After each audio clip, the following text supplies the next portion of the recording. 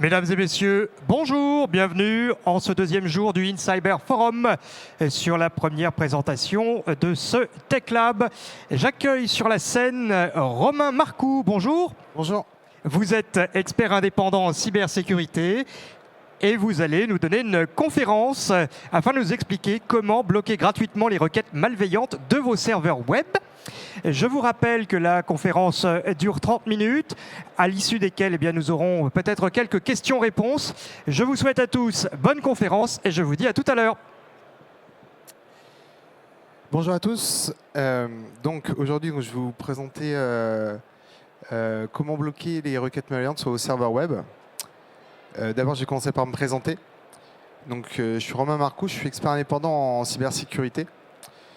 Donc j'ai plus de 15 ans d'expérience avec une grosse expérience sur tout ce qui est plutôt Blue Team, pare-feu, anti-spam, WAF, reverse proxy et donc tout ce qui va être dans le périmètre de la protection de vos serveurs exposés sur Internet, donc serveurs web et autres.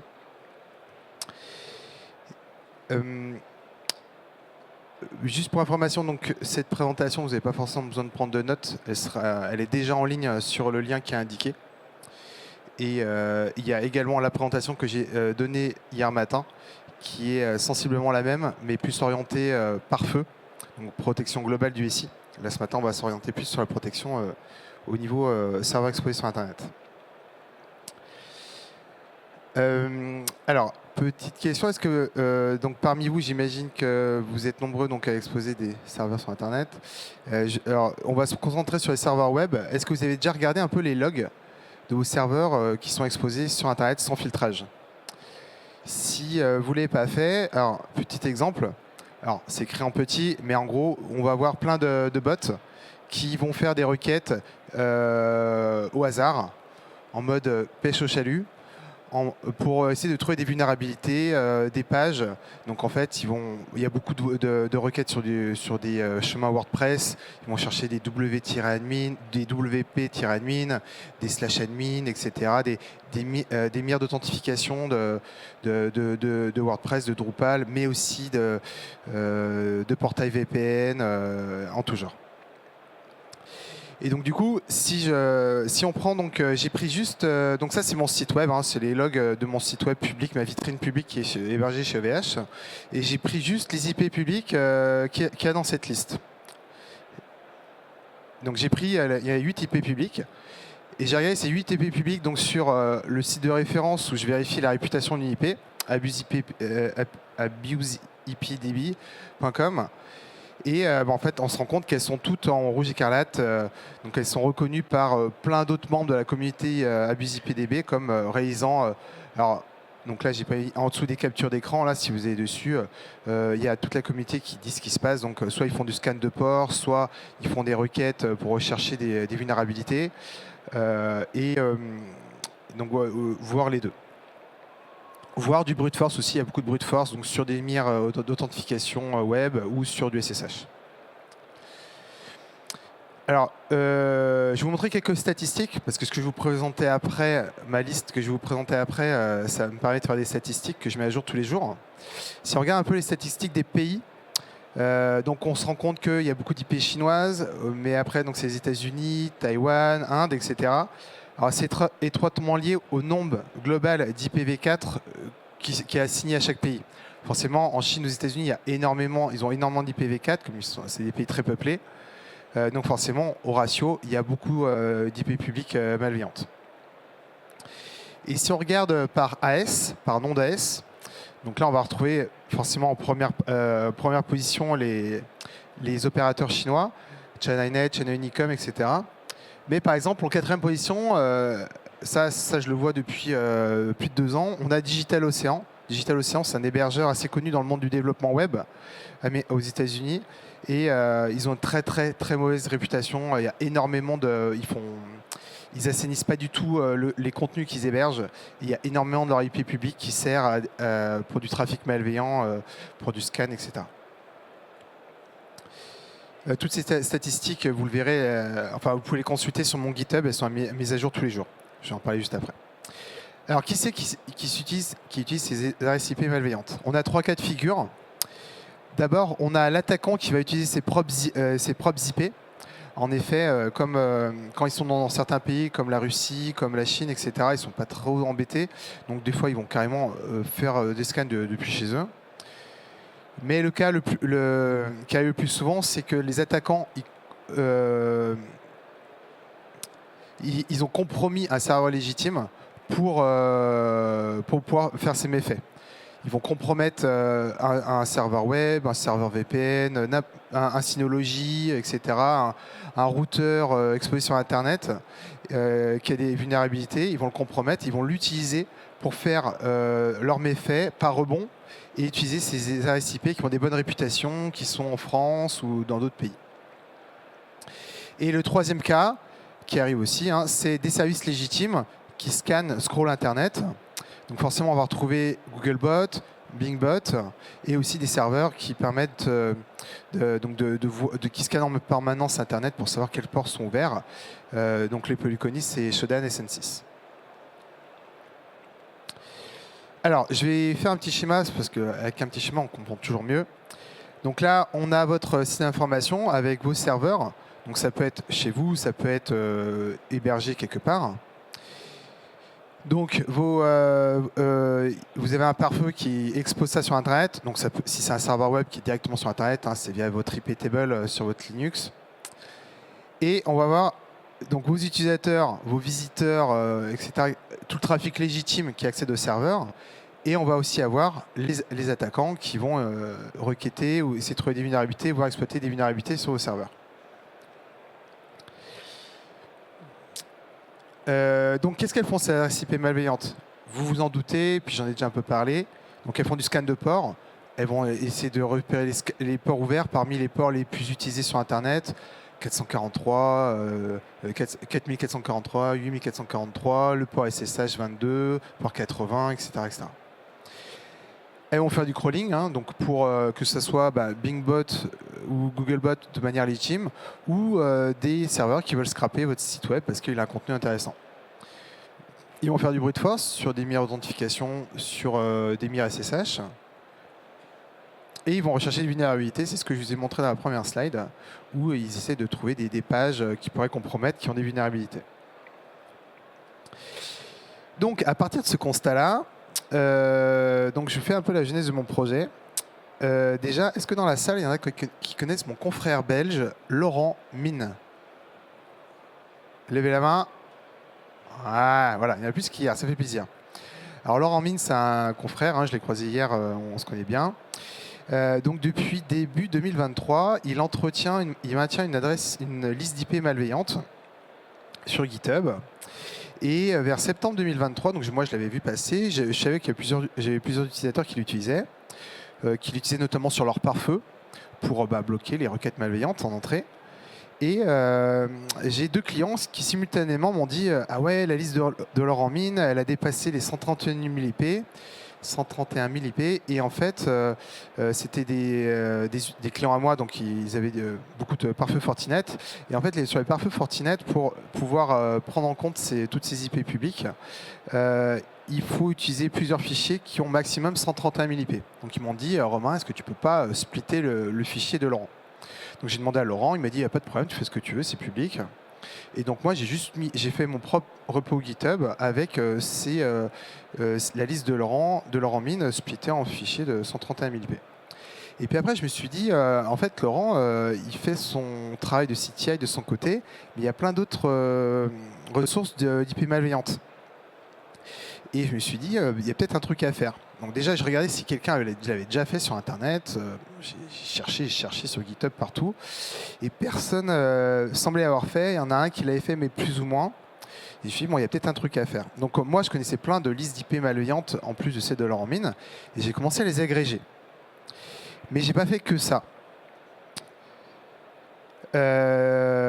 Chaque fois que j'ajoute une source donc d'IP publique malveillante à mon agrégation, je vérifie sa pertinence. Déjà, je regarde combien il y a d'IP en commun entre la nouvelle liste et ma liste, déjà pour voir s'il y a quelque chose.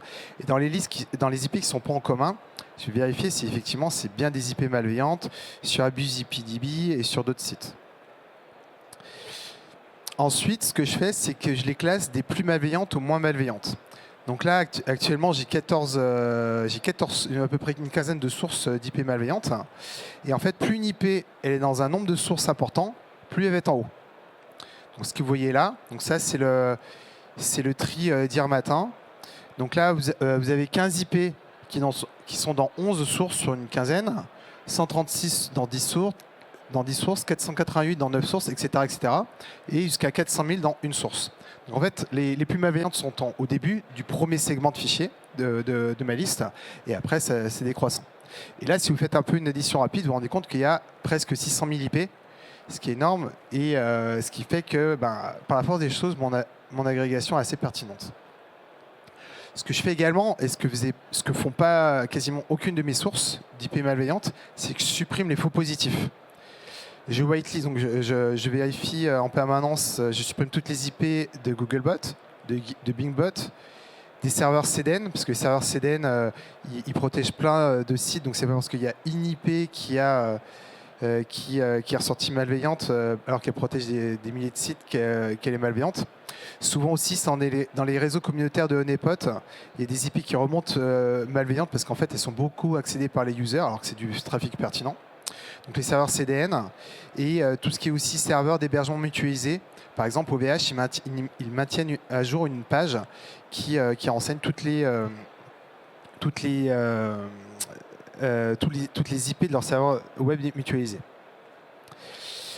La liste, elle est mise à jour toutes les heures. Et donc ça, c'est mon script qui tourne en permanence. Et pour finir, elle est disponible gratuitement sur GitHub. Vu que tout le contenu que j'utilise, même s'il y a un travail qui est fait dessus, entre guillemets, c'est liste publique. Donc voilà, c'est disponible gratuitement sur GitHub. Donc si on reprend mon petit schéma de tout à l'heure, en fait, tout le trafic malveillant, on va pouvoir le bloquer grâce à ma liste. Donc là, vous ne voyez pas très bien, mais en fait, c'est sur mon GitHub. Il y a le lien à la fin, vous en faites pas. Donc c'est github.com/Romain Marcoux. Et donc dessus, il y a le repo qui va vous intéresser ici, c'est malicious IP. C'est toutes les adresses malveillantes en entrée. Alors pour info, c'est ce que j'ai présenté hier. Il y a aussi 3 autres repos pour des ressources malveillantes en sortie. C'est toutes des IP malveillantes en sortie, utilisées par du malware, du phishing, des serveurs de command and control. Il y en a un autre repo avec des domaines malveillants où j'agrège plein de sources de domaines de phishing. Et il y a aussi un 4e repo de hash malveillant. Là, c'est mes sources publiques actuelles. Alors, il y en a plus que ça, mais je n'ai pas tout détaillé. Donc, il y a abuseipdb.com où on peut récupérer ces IP. Il y a plusieurs sources sur AllenVault, qui a aussi un réseau communautaire. On peut déposer des ressources. Blocklist.de, aussi très connu dans le monde de l'anti-spam, mais pas que, où il y a aussi des IP de brute force. Le Sense Institute qui maintient l'ISC, l'Internet Storm Center. La liste de l'or en mine, donc sur GitHub de Gitoxy, projet Honeypot, etc. Et Stamparm, c'est l'autre qui maintient une agrégation aussi d'IP malveillantes, mais lui, il supprime pas les faux positifs et il a d'autres sources, mais pas forcément les mêmes que moi. Et sa liste est beaucoup plus vite. Et comme j'ai mis d'autres à venir, j'ai une to-do list longue comme ça, de listes à ajouter, d'améliorations à ajouter. Et la plupart de ces ajouts, de cette to-do list, en fait, est constituée par les utilisateurs de ma liste d'IP malveillantes. Donc n'hésitez pas, vous verrez, il y a toutes mes infos de contact sur GitHub et ailleurs. N'hésitez pas à me contacter pour me donner des suggestions, pour me signer des faux positifs, etc. Au niveau de la suppression des faux positifs, donc, je vous l'ai déjà dit tout à l'heure, Bingbot, Googlebot, serveurs CDN, les serveurs d'hébergement mutualisé. Il y a aussi d'autres choses, mais je ne rentre pas trop dans le détail, mais il y a beaucoup de choses qui est fait. Et maintenant, on va voir comment implanter ces listes. Donc là, on est plus orienté serveur web. Donc évidemment, donc, vous allez pouvoir l'implémenter directement sur vos serveurs. Si on est sur un serveur dédié, hébergé quelque part, souvent vous allez être sur Linux. Donc en fait, vous avez le package iptable ou firewallD qui est d'office à installer. Et en fait, il suffit de rajouter le package IP7. IP7, ça va vous permettre de constituer des listes importantes parce que du coup, mes fichiers, forcément, il y a des dizaines de milliers d'IP. Ça vous permet de faire des listes importantes d'IP. Je vais détailler tout à l'heure. Dans vos reverse proxy, donc, ça peut être un reverse proxy sous Linux avec Apache, avec Nginx, avec HAProxy, donc pareil sur votre Linux, ou alors qui peut être intégré dans pfSense et OpenSense. Dans pfSense et OpenSense, vous pouvez intégrer directement mes listes d'IP malveillantes. Et aussi dans vos WAF, qui font gérer les reverse proxy, comme le FortiWeb ou les F5 BKP. Alors comment ça se passe? On va prendre l'exemple pour les Linux. Donc vous allez sur mon repo, donc github.com/romainmarcoux. Donc vous allez sur mon repo malicious-ip. Donc là vous avez différents types de fichiers. Il y a plusieurs types de splits. Il y a le file 300K, où c'est splitté en fichiers de 300 000 IP. Après, les full AA, etc., c'est ceux qui sont splittés en 131 000 IP. Et il y a juste un fichier file 40K avec les 40 000 IP les plus malveillantes. Ça, c'est notamment pour les pare-feux Palo Alto, qui sont entry et mid-level, qui sont limités à 50 000 objets. Donc j'avais fait ce split pour les Palo Alto. Et une fois que vous avez récupéré les chemins pour télécharger ces listes, alors donc sous Linux c'est facile, vous allez installer le paquet IP7. Vous allez créer une blocklist. Donc là, on l'a appelé blocklist. Vous faites un petit script qui télécharge mes différents segments. Donc là, on prend le premier, le full AA. Et là, vous faites une petite boucle bash qui va parser tout le fichier et qui va ajouter ça dans la blocklist IP7. Et après, il suffit de faire une règle dans votre iptable ou dans votre firewallD qui va bloquer tout le trafic qui match cette blacklist IP7. Et après, ce script, vous le mettez en cron-table, vous l'exécutez toutes les heures, et toutes les heures, vous allez récupérer la mise à jour des segments de ma liste.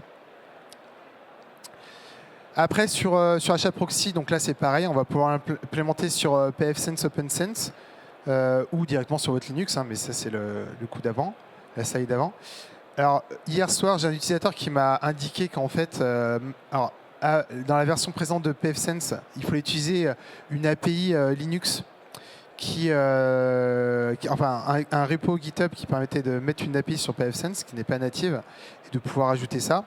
Et en fait, il m'a indiqué qu'il suffit dans pfBlocker, donc pfBlocker qui est un add-on de pfSense.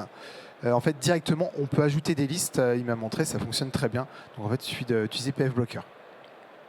Et dans OpenSense, l'API est native. Sur votre WAF FortiWeb, j'ai mis le lien en bas, c'est natif aussi. Vous allez dans la Security Fabric, vous ajoutez dans les external connecteurs, vous ajoutez mes différents segments de liste et après vous les bloquez directement dans vos profils de sécurité. Sur F5 BKIP, c'est pareil, il y a NKB, j'ai mis le lien qui vous permet de bloquer ça. Et vous allez sûrement me poser la question maintenant, kit de l'efficacité. Et ben en fait ça c'est bon, moi je l'ai vérifié déjà moi et régulièrement mes utilisateurs ils me remercient, ils m'envoient des screenshots des requêtes bloquées.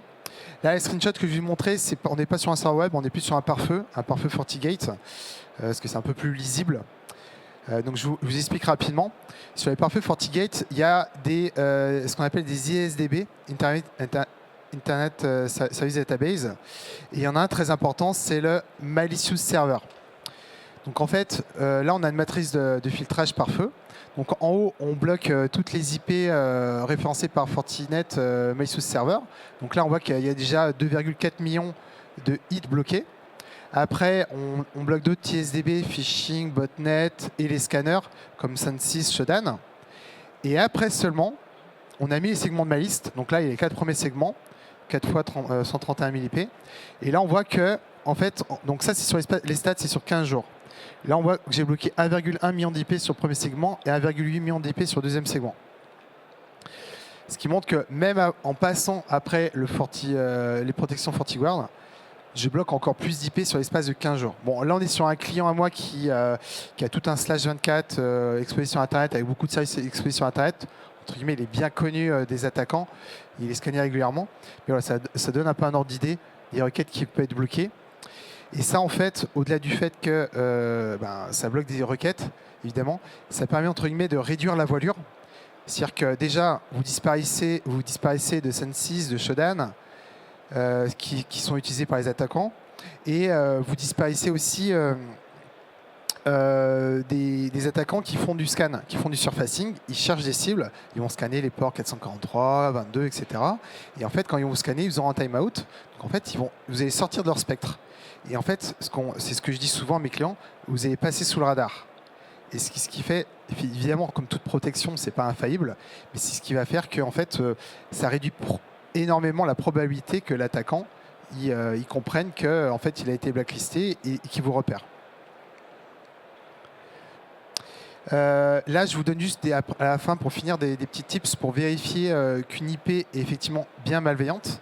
Donc, comme je vous ai dit, pour les IP entrantes, le site de référence est AbuseIPDB. Donc là, vous mettez n'importe quelle IP, c'est un gros réseau communautaire.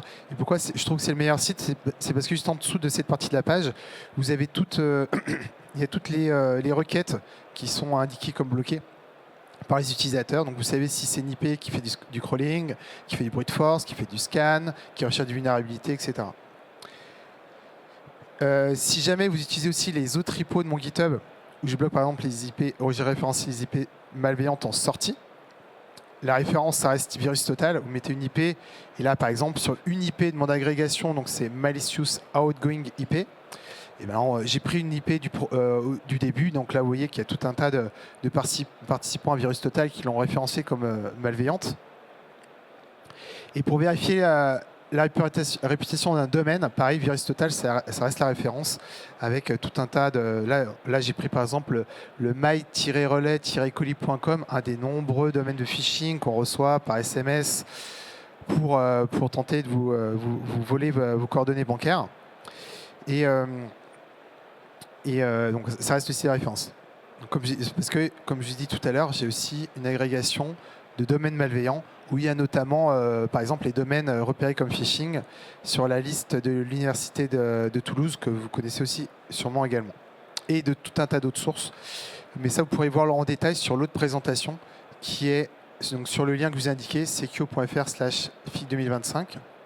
En dessous, vous avez donc un short link et le lien de mon GitHub. Et pour me contacter, vous allez sur mon LinkedIn. Pareil, un shortcut. N'hésitez pas à m'ajouter, à me contacter, à m'envoyer des messages, me remercier.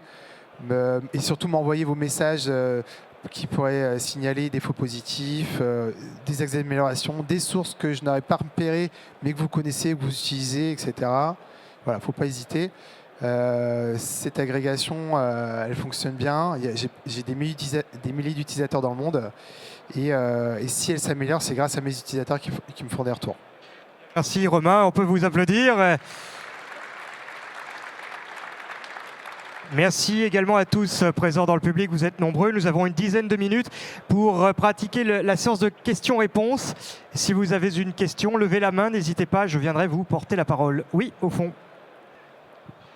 La seule réticence à utiliser ce genre d'IP de blacklist serait que vous soyez compromis et du coup que la blacklist en elle-même devienne un outil de denial of service. Comment tu sécurises ça? Ouais. Alors, c'est une excellente question. C'est une question qu'on m'a posée également hier.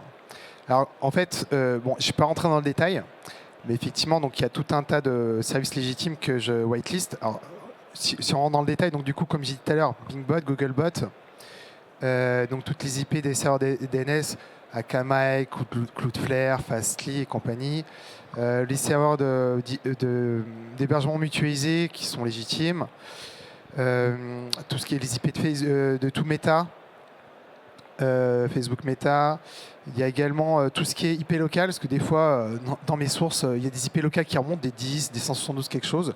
Donc tout ce qui est en 10 quelque chose, de 172, 16 à 31, 192, 64. Les petits subnets aussi d'IP locales qui sont pas routés sur Internet, qui sont pas très connus. Alors j'y connais plus de mémoire, mais c'est des 100 points quelque chose.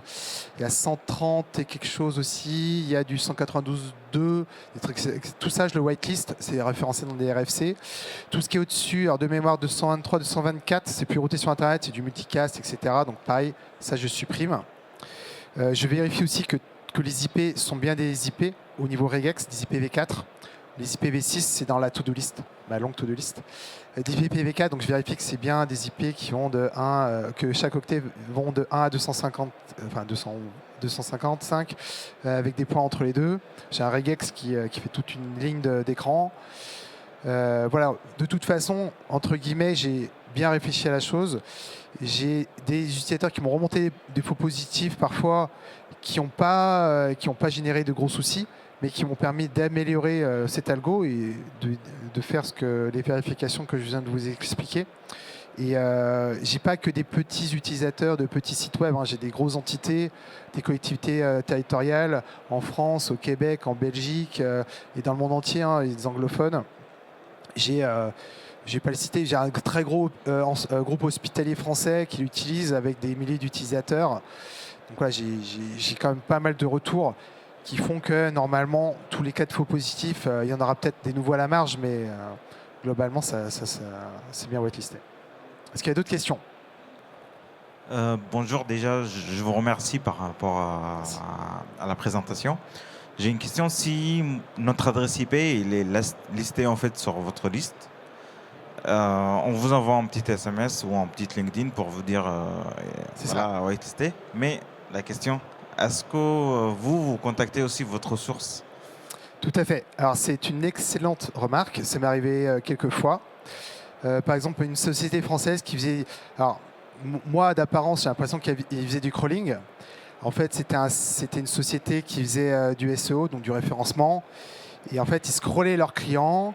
Et il se trouve qu'un de leurs clients avait un système genre un peu CrowdSec, ou enfin, c'était pas CrowdSec, c'était un autre système communautaire. Et du coup, l'IP de la société de SEO était remonté à mon agrégat. Et donc, du coup, ils m'avaient contacté. Je les ai whitelistés. J'ai vérifié que c'était pas un attaquant qui me parlait. Voilà, on monte pas de blanc. Je leur demande le lien de leur société. La preuve que l'IP est bien en relation avec leur société. Et du coup, je whitelist. Et puis des fois c'est éphémère. Par exemple, il y avait une IP de l'Académie de Lyon ou d'un hôpital, je ne sais plus, à Lyon. Non, c'était les HCL, les hôpitaux de Lyon, qui étaient remontés. Donc du coup, j'avais un utilisateur hospitalier qui me l'avait remonté, je l'avais whitelisté et j'avais contacté les HCL qui m'avaient dit « Ah ouais, c'est bizarre, on va analyser. » Bon, après, j'ai pas eu trop de retours, mais bon, voilà, je les signale. Ça m'est arrivé une fois, je fais un peu de veille et des fois, quand je vois qu'il y a un reverse DNS très explicite, je peux directement identifier une société. Donc en fait, sur une IP française malveillante qui arrive dans mon agrégat, si je vois que le reverse DNS est très explicite, je contacte la société, je leur dis attention, je monte pas de blanc, je dis que je suis chercheur en sécurité, que je fais de la veille et que j'ai vu qu'une de leurs IP était remontée. Et après, ils ont vu que c'était leur prestataire téléphonique qui avait installé un IPBX avec les logins par défaut. Et pas manqué, l'IPBX, il a été mis en prod le mercredi, le jeudi. Le vendredi était compromis. Et le samedi, j'avais appelé la société. Et le lundi, ils ont appelé le Presta. Ils ont dit « Ah ouais, c'est nous, c'est notre faute. » Voilà. Il ne faut pas hésiter à me contacter. Ça arrive rarement, mais ça arrive, il n'y a pas de souci. C'est comme ça qu'on fait grandir le projet. Et voilà. Y a-t-il une troisième question? Nous avons le temps. Eh bien, je crois alors que le tour du sujet a été fait.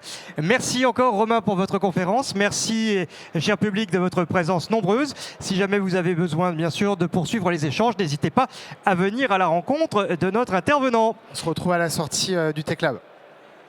Merci à tous. Merci à vous.